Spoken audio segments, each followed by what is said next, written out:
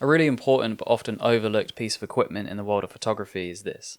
Now this is called a color checker, and it's made by a company called Calibrite.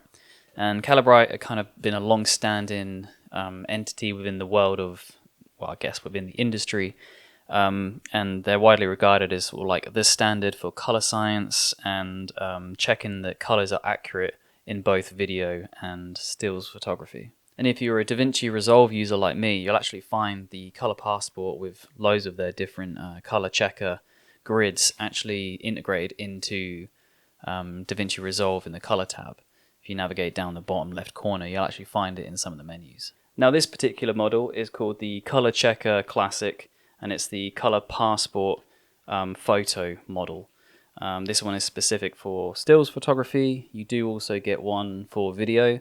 They're very, very similar, but have slightly different layouts just for the different applications. And you can see it's called the Color Passport because it's about the same size as a passport, and it kind of folds out into this like little booklet of which you can kind of stand it up like this and flip it around to kind of get the different parts of the Color Passport in view of the camera for use later. Now, Calibrite do make other models than these little passport ones. These are kind of like the more portable, slip in the back pocket, chuck in a bag type deal.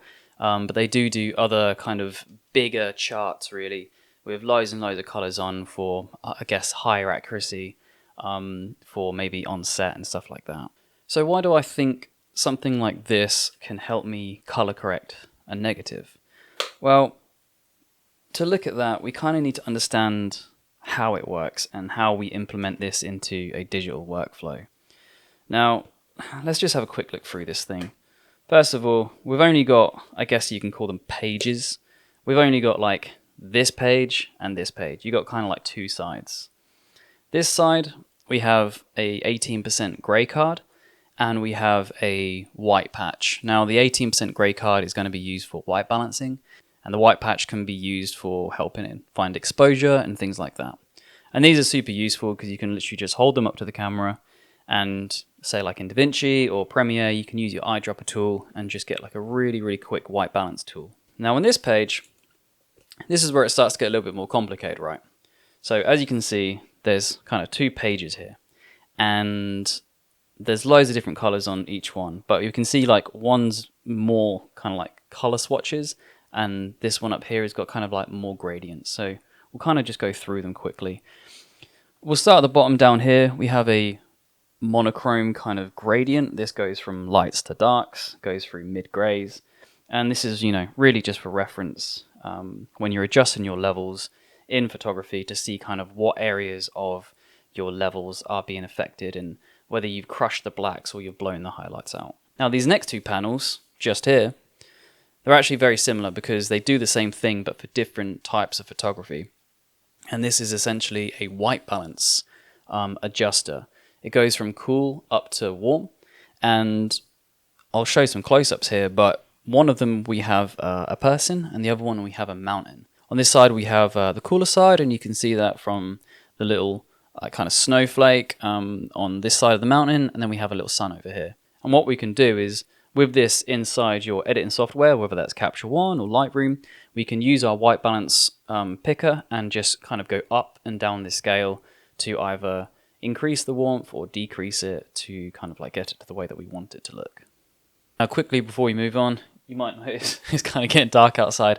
I was just editing this video and realized I never actually explained about the white balance and why there's two different versions of this.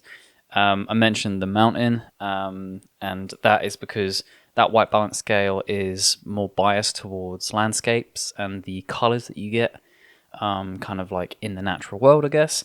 And the other one is for portraiture, and it has a little picture of a person. Again, kind of like it has a smaller sun and a larger sun, I guess for cool and warm.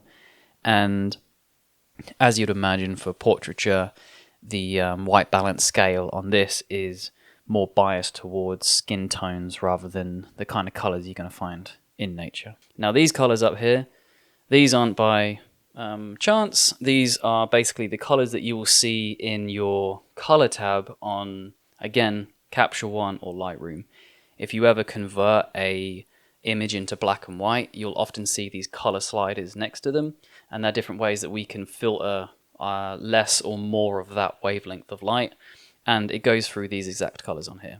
Now this side is probably why this is so popular, and this is the page that we use to actually calibrate a profile to our specific location, our specific lighting environment, and we can create a profile called in Capture One an ICC profile, and to be fair, I don't really know what it's called in Lightroom, but once you apply that to a photo, you're essentially gaining accurate colors within that image.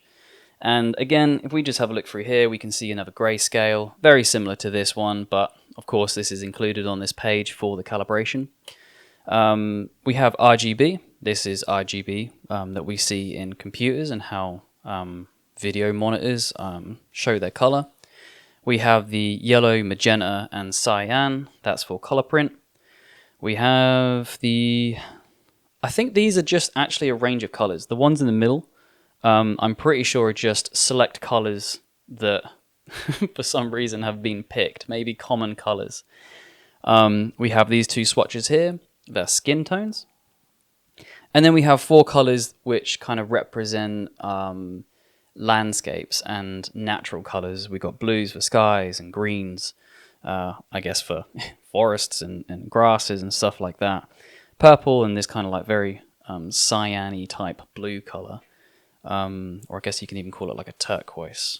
But anyway, that's a rundown of the Color Passport. Now, that's great, brilliant, but how do we actually use it? So for that, I've just set up a little lifestyle scene. I did this the other day, and I just laid out these tomatoes on this chopping board with a knife, just very kind of like, you know, I guess punchy kind of lifestyle scene. We've got these quite, you know, kind of brightly colored tomatoes. We've got the nice browns of the wood. We've got the reflective nature of the knife, and we've got this kind of I don't even know what type of sauce this is, but like this pale green sauce. So once this is all set up, we're happy with our lighting and we're happy with the composition. What we're going to do is actually take an image and just check that our exposure is correct. Now, I always recommend, if you can, use a light meter. Light meters are worth their weight in gold and take out a heck of a lot of guesswork when it comes to exposure, which can also then lead to inaccurate colors.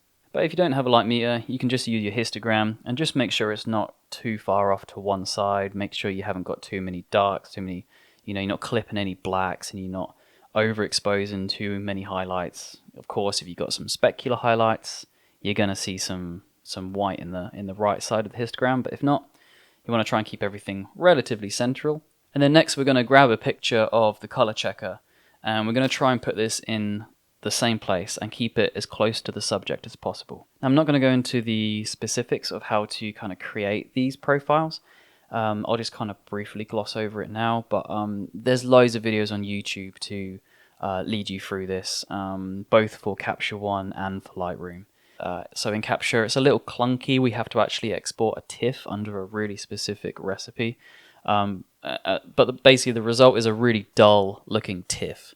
And we import this TIFF into the ColorChecker software. And the ColorChecker software obviously knows what those colors are supposed to be. So it builds a new profile based off of that image. Now, once that profile has been made, what we can do is go back into Capture One and change the default setting, which in my case was a D800E, a Nikon camera. And we can change it to the custom one. And if we have a look at the before and after, this is the before. We can see how the colors are quite dull. You know, it's a little bit washed out. And as we bring this slider across, we can see how those colors change. I'm just going to go back and forth just a few times so you can kind of like see, especially on this color panel here, look, see how much these colors change. And in the real world setting, I think the biggest difference is to this source down here. We can see how it's gone from like a bluey green color to more of a lighter colored green. So once we're happy with that, I mean, you could go in here, right? You could adjust the white balance on here. You could make it warmer. You could go down here, look, and get cooler and cooler. Kind of looking a little bit weird now, but we can warm it back up again. Looks good.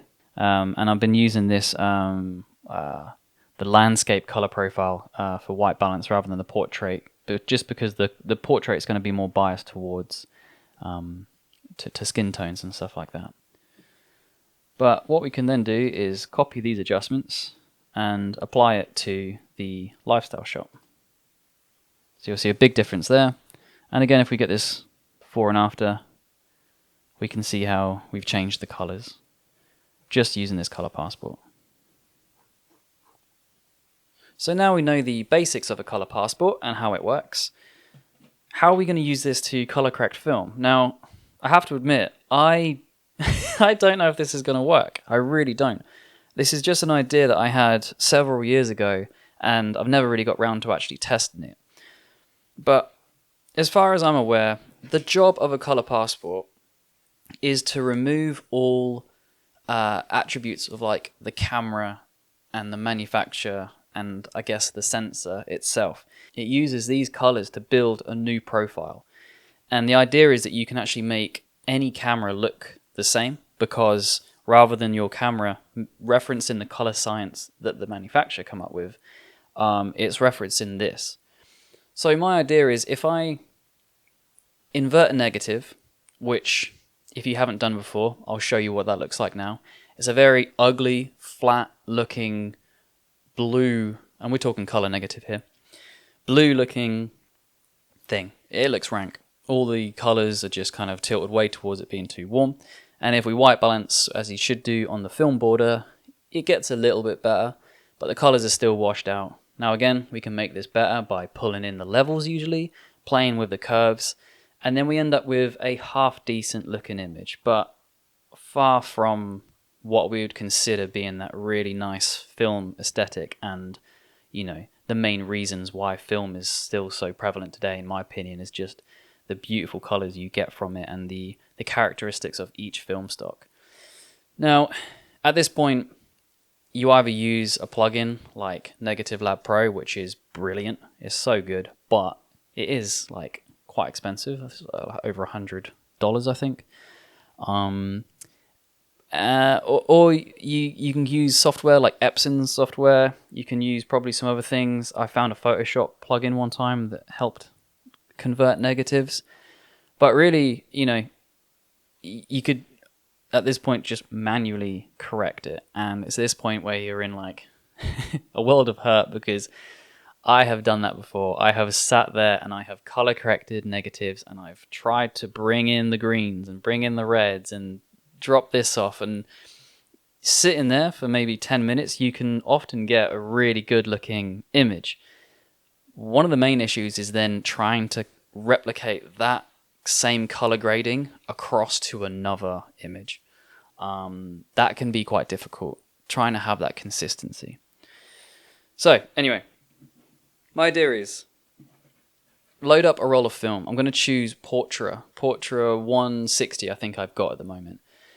I'm going to photograph this inside a color balanced environment, exposed exactly perfectly, as close as I can. And I'm going to try and get the lights color balanced to 5600 Kelvin. Now Kelvin is the scale, the temperature gauge that we use in photography, and it's used in all other things, but 5600 is known as daylight balanced. And that is also what I believe Portra 160 is rated at. It's a daylight balanced film. I had a look online, and it gave me an AI generated result, and it referenced the datasheet from Kodak.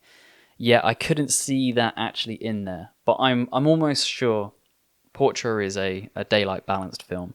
But anyway, it'll be close enough. So 5600 Kelvin light, we're going to expose it and build a color profile off that. Now the idea is that hopefully at the end of this we'll end up with an ICC profile for Capture One, where we can apply that profile to any roll of Portra 160 that I shoot in the future. And hopefully it gives us great colors just off the bat. And if not, maybe 90%, you know, maybe it'll be a really good starting point. And then I guess eventually every color roll of film I shoot from then on, I could try and photograph with this color passport under 5600 Kelvin or whatever the color balance is for that particular film. Yeah, if that sounds interesting, we'll head out, capture some more images in different light conditions and see if we can't actually make this work.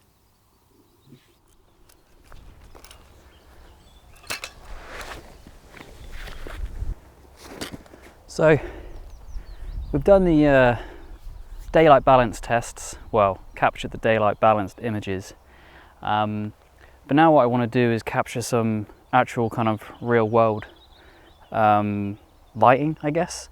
And the plan's going to be set up the F3, my Nikon F3 on a tripod, and then use a light stand to hold the color passport. And we're going to take some images when it's cloudy, a bit like now, in full sunlight, and then I might also get one through like a bit of diffusion, and that way we can kind of try and build up some different profiles, just in case that one doesn't work. As I said, I have no idea if this is going to work anyway, so I'm just kind of trying to get as many different variables as possible.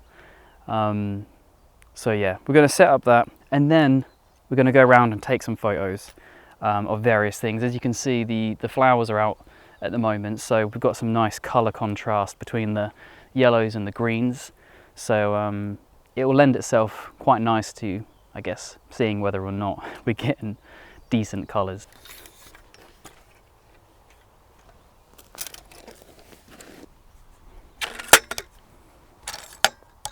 Manfrotto tripod I got for £9 from the dump in my video where I'm disposing darkroom chemicals.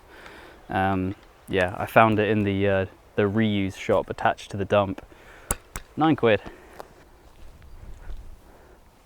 And for these tests, what I'm going to be using is the F3 with this 28-105 zoom lens. It's a good lens. It is a good lens. It's not what I usually shoot on, but the reason I want to use it is because at if you want to get really sort of like splitting hairs with this kind of stuff, they do say that different lenses have different color casts. And if we're kind of going for this whole thing of comparing colors, it's going to make sense to use the same lens. So yeah, same lens, presumably the same color cast. And of course we've got different focal lengths to try out.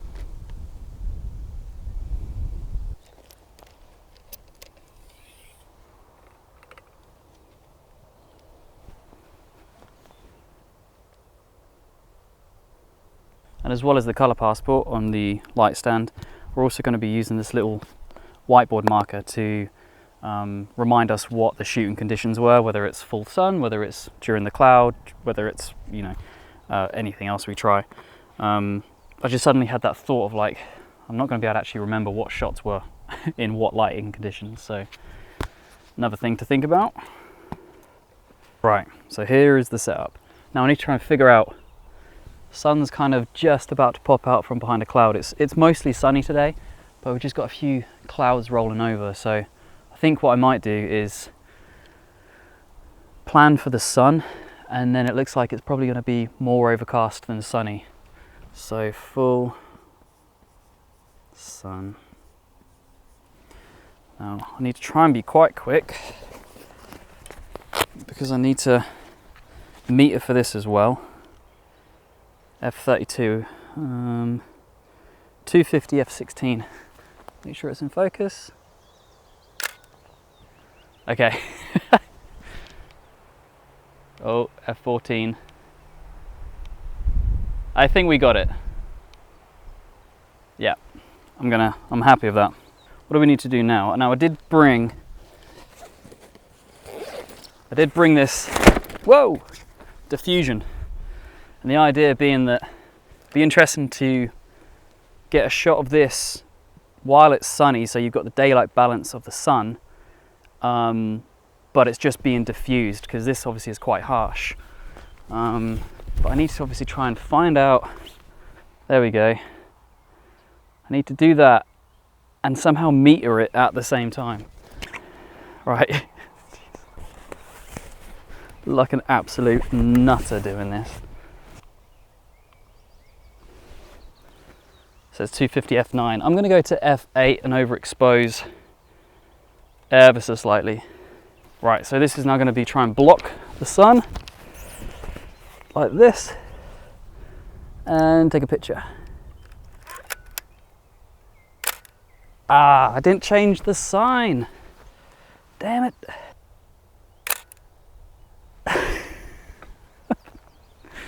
All right, now I think what we need to do is just wait for some cloud. Which I know might seem a little bit silly because I just shot one with diffusion, but I do think the cloud adds, it kind of cools it a little bit more because it's, oh, I think it's happening. Yeah, it's getting cloudy. The clouds are a little bit blue, so I think it does change the white balance slightly.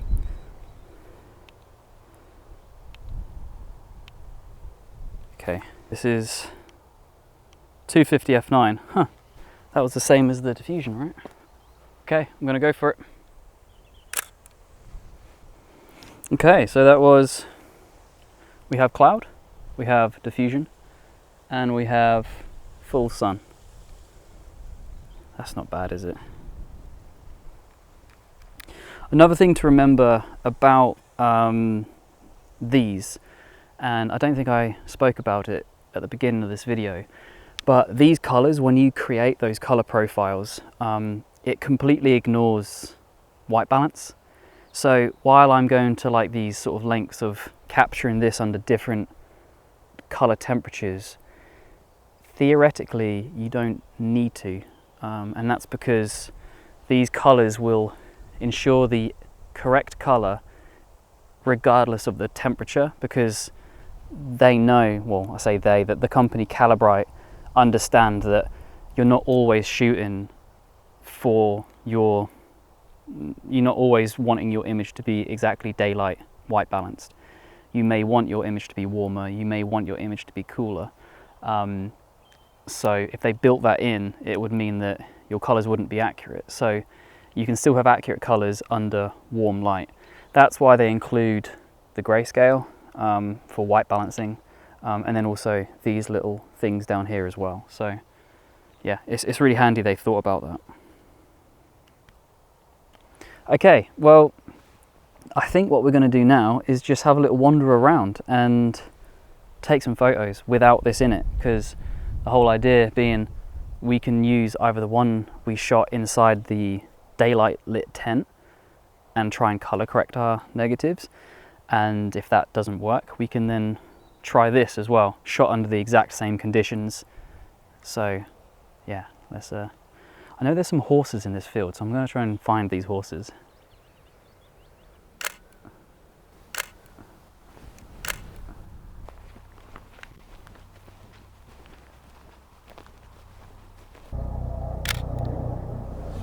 That shot's basically all just green.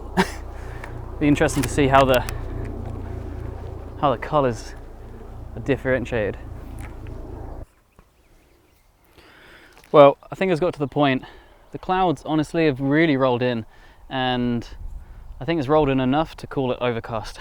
In all honesty, we've dropped a lot of light. The diffused before was I think f11, and this is now at 6.3. So I'm going to shoot 250 at 5.6 in order to slightly overexpose it. Guess I don't need these anymore either.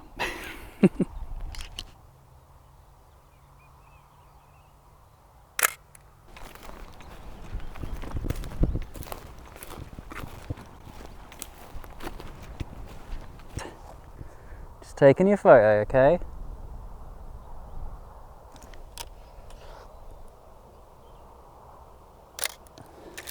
Beautiful. Looking great, man.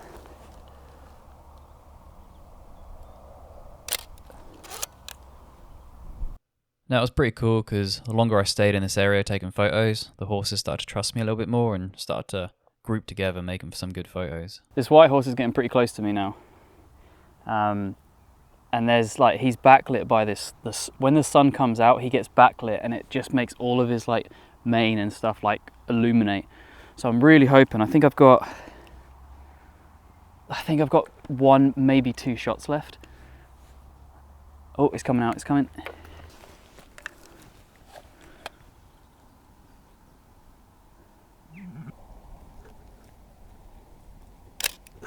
Okay, that will do. And that was the last frame.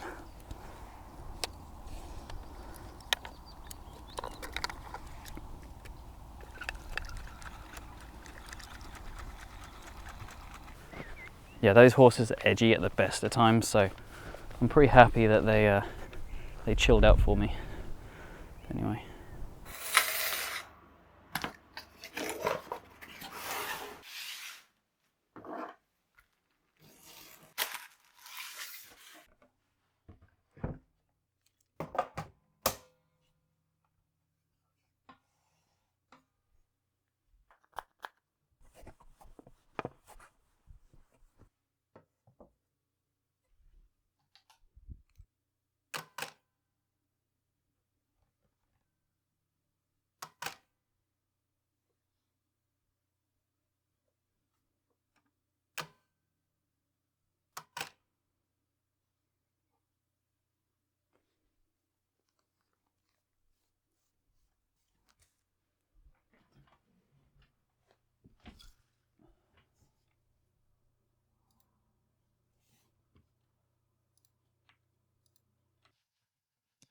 Okay, well, we have a lot to talk about. It's been a couple of days since I scanned those negatives, and I've had a lot to play with and a lot of experimentation to go through, and it's actually been quite the journey of trying to understand, one, what's going on, and two, like how to actually get a good image out of the process as such. And I've learned a lot of things along the way. So first of all, scanning setup. I scan with a DSLR. It's a Nikon D800E. It's a pretty old camera, but it's a nice high resolution camera. I backlight my photos with a tablet. I might do a video on my scanning setup because over the years, man, I have trial and error to so many things. And currently, my best way I've found thus far is probably also the jankiest. And I get really good results from it, and it's honestly, it's so janky. I've got 105mm lens, macro lens, and I've set the camera to custom white balance of 5600 Kelvin. Now I guess it's good to shoot at like say 55, 5600 for like daylight balance, but in all honesty, it doesn't really matter because you're just kind of trying to be consistent with your white balance. So if you copy adjustments across from one thing to another, you know that it's going to match up, and it's not going to, you know, your auto white balance isn't going to start getting confused by all the different colors that are in color negative film. So that's the setup, and I currently have all my images in Capture One, and now, as I said before, I've gone through these a lot of times, so I'm quite familiar with these images. But before we get started, let's just have a look at what I will consider the baseline in this sort of test. Looking at the screen here, we can see the window on the right. Now these images, I'll just make them a little bit larger. These images are the scans that I got back from the lab. They're really low resolution. I usually just get low resolution scans to kind of make a contact print of, so I know which images I want to work with. And these images on the left, these are images I've processed using Negative Lab Pro. Now this is my usual, I'd say my usual go-to for converting colored negative film into normal images. But let's just have a quick look, because one thing we can tell straight off the bat is the lab scans are, I would say, a little bit washed out, and the Negative Lab Pro scans are inconsistent, I would say. Whereas the lab scans, I would say, are very consistent with their white balance and stuff. They look like they were taken on the same day, right? Whereas the Negative Lab Pro ones, they're really all over the place. I mean, especially like this one here, for example, this here compared to like these ones, you know, like incredibly different. It's almost the first time that I've had major issues with Negative Lab Pro, and in all honesty, I've been quite disappointed by the results. And I'm not too sure why they turned out that way. No, it's not perfect, but this whole thing isn't really about using Negative Lab Pro, and these issues are just kind of like a bit of a side note. But these are our almost baseline, our standard, our images that we would have had without trying to introduce a new way of doing something. So heading back to our capture folder. Now I'm not actually going to do this live because I went through so many iterations of trying things out, and I've actually written them down. The first thing I did was with my negative, I made basically a flat image. I just inverted the histogram, which is my standard way of doing things. And it's a flat image, right? Because I'm not pulling the levels in or anything like that. I went through the usual process of taking all the color correction out and making the curve a linear response. These might sound like kind of complicated terms if you're not used to this. It's fine. It's just the setting you have to use to create these profiles. But anyway, I went through the normal process. I ended up with a very dull looking negative, which I guess is kind of, typical for this kind of thing. You do tend to get this horribly washed out thing. So I was quite, I wasn't concerned at this point. But anyway, I went ahead, I created the profile and restarted Capture One, and then I applied the new ICC profile to the image, and the result was not good.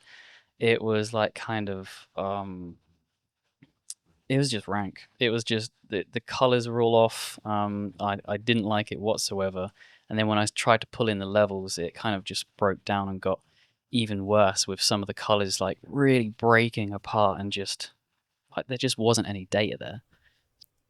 Hey, I just want to jump in here and just mention that I know this is kind of like more revolving around Capture One, but I just want to mention that I did also try this out with Lightroom, and it's a similar process. It's actually much easier, but you process it using a DNG. And as you can see here, this was the result, arguably worse. And I think it comes from the fact that because you're processing with a DNG, this retains a lot of the, well, it retains all of the raw file kind of materials. So you can't actually run a positive image through the Lightroom setup. It's you can only run a negative image through it. This in turn makes the colors completely inaccurate, whereas with the Capture One way of doing things, you actually process a TIFF, which is a positive image, or at least has the ability to become a positive image during the process and when you export the image. And presumably when that's inside the calibration software, that allows you to get closer, but still not as close as we needed it to be. So anyway, I went through and tested some more things. Next thing I tried was actually processing a TIFF and then tried to make a profile from a TIFF, which after thinking about it was completely the wrong thing to do, because this is completely based off a camera and the image that comes from a camera, and not from a image that has already been processed, which a TIFF would have been. So as you can imagine, worked horribly. I then tried pulling in the levels of the flipped image. So my now positive image, I pulled in the levels so they were a little bit more kind of, I guess, not flat, gave it a bit more punch, hoping that the colors would then help the software generate a better profile. This didn't work again. It was horrible. The colors were all off. They looked really bad, really breaking apart, and I was feeling this like almost weird banding of different colors and stuff. So I kind of thought this whole thing was just honestly a bit of a waste of time at this point. And then I just tried various different things. I tried the all the different shots we took. So the overcast, the what are the other ones? Full sun, partly cloudy, and also diffused sun. I tried all of those through different ones that were flat, ones with the levels pulled in, ones with some curves adjusted, ones with the white balance set, and of course I also tried the one we shot in the tent, and just nothing really worked. Nothing was really giving me anything that was gonna revolutionize the way that I was currently color correcting film. So it was a complete bust. I then also tried, I tried actually creating a profile without converting the negative into a positive as well. So I just dragged that processed file into the Calibrite software, thinking that maybe that would work. It doesn't. It was much worse. It was like the white balance was completely off. Yeah, just nothing was really working. But through all this experimentation, I did find something that piqued my interest because typically when you convert a negative into a positive, you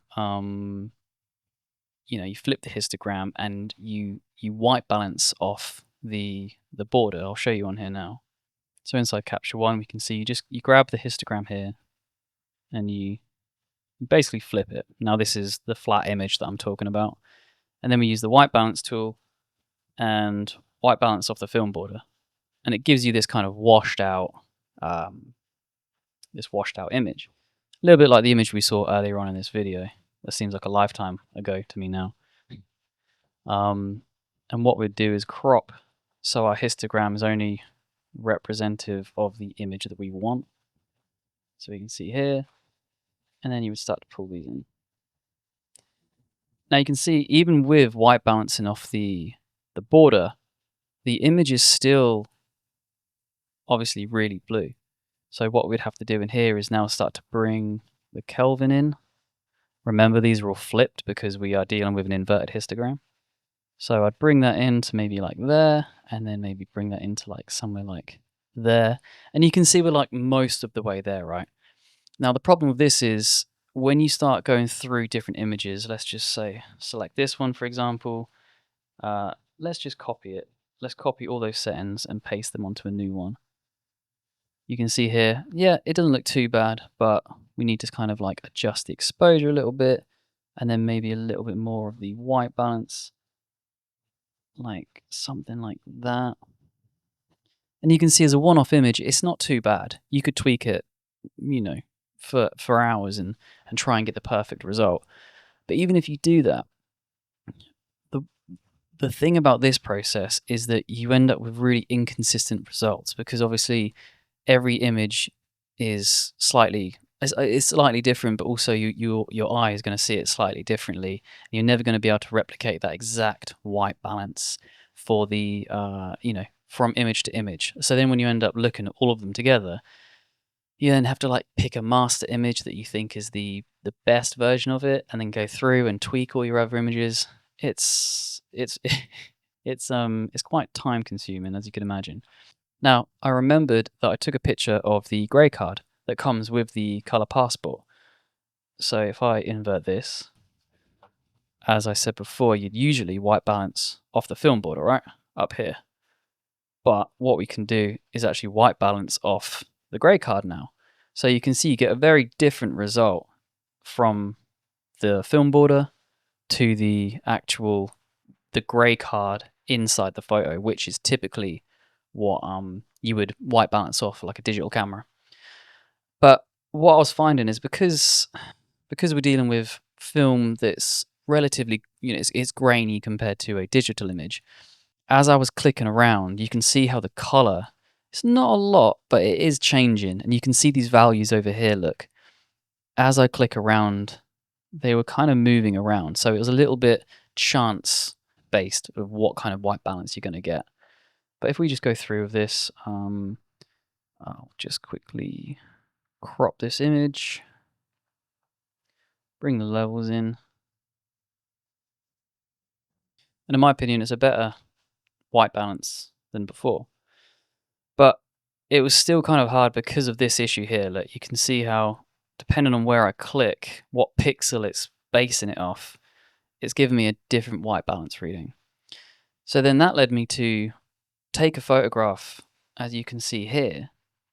Now this scan, I've just racked the focus back a little bit and blurred the image just slightly throwing the focus off. Now what this has done is actually kind of merged together a lot of those little singular points of grain the camera is picking up, and kind of giving us a bit more of a unified color, I guess.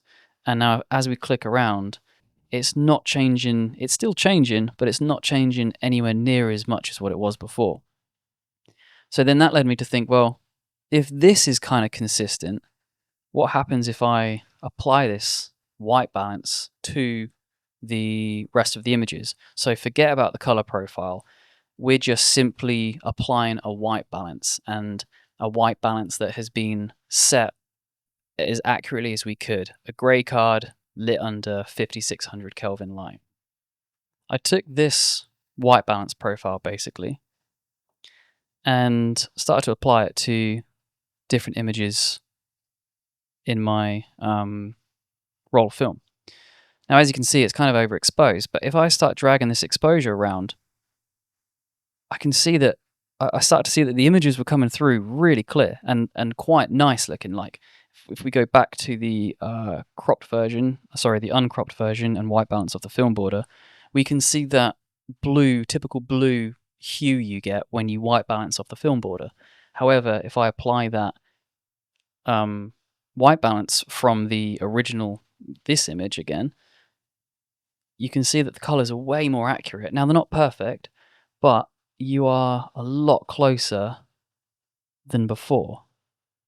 I'll just bring that in a little bit and maybe a little bit more magenta. And look, that to me is a picture I'm happy with. So I was like, cool, okay, let's just copy that setting now and let's apply it to something else. What about this? Okay, a little bit underexposed. We can brighten that up a little bit, and now we're starting to get some milky parts in the image because of the underexposed film. And we can adjust the highlight and maybe the black point, which is flipped, it's the white point. We can bring that in and then get rid of some of the red. And look, we've got a relatively decently balanced image again. So I kind of started getting quite excited by this point because I thought the whole thing was just bust. So my process is basically apply that white balance, adjust the exposure to where the image looks good, and then tweak the red shadows to remove that color cast from the film. And again, that's an image that I'd be pretty happy with. Definitely for like, what, 5 seconds that took? Now this was when it got cloudy. So I was playing a little bit and it took, I mean, it's barely any time at all, but maybe a little bit more red in the scene there. But again, a nicely balanced scene. And, you know, this story just kind of keeps going on and on and on. See, this is an image that actually, if we have a look at these images in Bridge, this is an image that Negative Lab Pro really struggled with as well. You get this really like odd warm sky, and we're getting that here as well. Now I kind of managed to get rid of some of it using the tint earlier, but I don't know what happened here. It's almost like a bit of a light leak or a lens flare or something. It's a little bit odd, I'd say. But for the majority of things, applying this white balance set from that grey card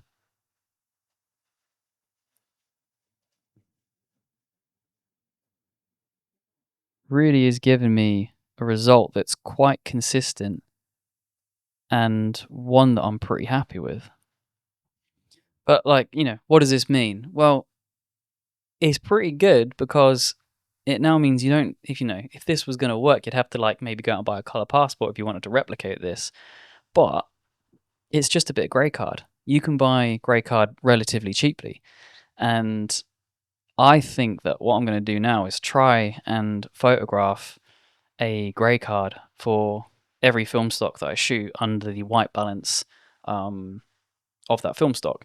You know, if it's a tungsten film, which is supposed to be under tungsten light, I'll set it to a different white balance. But for daylight stuff, 5600 is relatively standard. So then that got me to thinking, well, if it's working for this roll of film, will it work for other rolls of portrait? So I found some old images that I actually took on Portra 160, and these are just the raw scans. And we can see that if we did the normal flip the histogram, white balance off the film border, and then bring our levels in a bit, our curves, bit of contrast, whatever. Yeah, this is kind of like the usual place to start off at. But if we apply that white balance, you can see that the image is much, much like closer than it was before. And all we've got to do from here is just adjust the white balance ever so slightly. Something like that. And that's, in my opinion, a much, much better image than before and a much better starting point. So once we found that, we can go to the next one and just copy this across. And even down to like paste on all of them. This image here, for example, maybe a little bit too exposed, so we'll bring that down a little bit. Maybe a little bit too blue, so just warm it up ever so slightly. Add a little bit of magenta. And look, it's way better than it was before. I'm actually really chuffed with it. Again here, a little bit too exposed. Just darken that down ever so slightly and maybe warm it up just ever so slightly. Awesome. Let's take a look at another roll of film. Here we got some stuff from America. This is in Nevada or California. I think it was Nevada actually. It was just over the border. So really piercing blue sky. And look, you can just, it's so cool. And again, just adjust the white balance a little bit. Maybe a little bit more exposure. Yeah, these are all images that I'm chuffed with. And if you just do like a blanket copy and paste of the settings, you can see that off the bat, we're dealing some pretty good looking images for essentially no effort. And what's important is consistent. You know, you take a look at these images and you can tell they're kind of like in the same area, same location. Now, I'm not saying they're perfect by any means. You will still have to tweak these a little bit, but it is basically like 90% of the way there. So let's continue. Another set of raws, this time from Scotland, so very different climate. What I'm going to do is just go back to that capture folder, the original one, and take the white balance from the original image, because I've been tweaking them a little bit, and the more you copy from last or the more you copy your old setting, it kind of like just keeps building into something that is further and further away from the original file that you copied. So anyway, go back to the Scotland one, paste it on here. Yeah, and you can see it's not too bad. Just the exposure a little bit. Maybe bring the levels in a little bit on this one.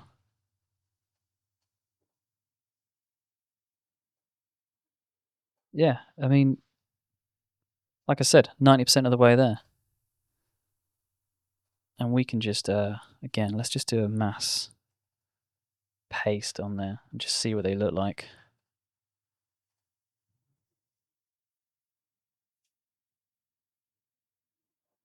So yeah, maybe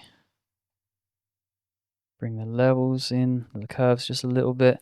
Maybe it's a little bit too cool. Just warm it up ever so slightly. A little bit more magenta. Man, to me, that's a great portrait look. Let's see if we can just copy that and paste it on there. Yeah, looks pretty good. A little bit more exposure on that one.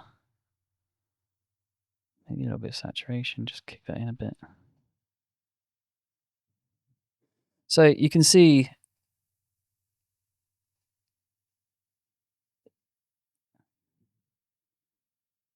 a lot of these images are really benefiting from having that just extra starting point, you know. And that got me to thinking, what about if it was a different film stock? So this is Kodak Portra, and it's one of the professional lines of Kodak film stocks. And now this one is Kodak Ektar, which is another professional line from Kodak. But it has a slightly different film base, slightly different color rendition. So I was interested to see what that copy adjustment from the white balanced portrait image would look like on this. And if I paste it, remember to go back to your original file. Like I said before, you start adjusting some little levels back and forth. You don't know where you started. But look, not too bad off the bat. You can tell it's quite warm. So we're just going to cool that down a bit and maybe add a little bit more magenta into it. And that isn't too far off. Let's try this one. Again, quite warm. Let's just cool it off ever so slightly. And a little bit more magenta. Maybe a little bit overexposed.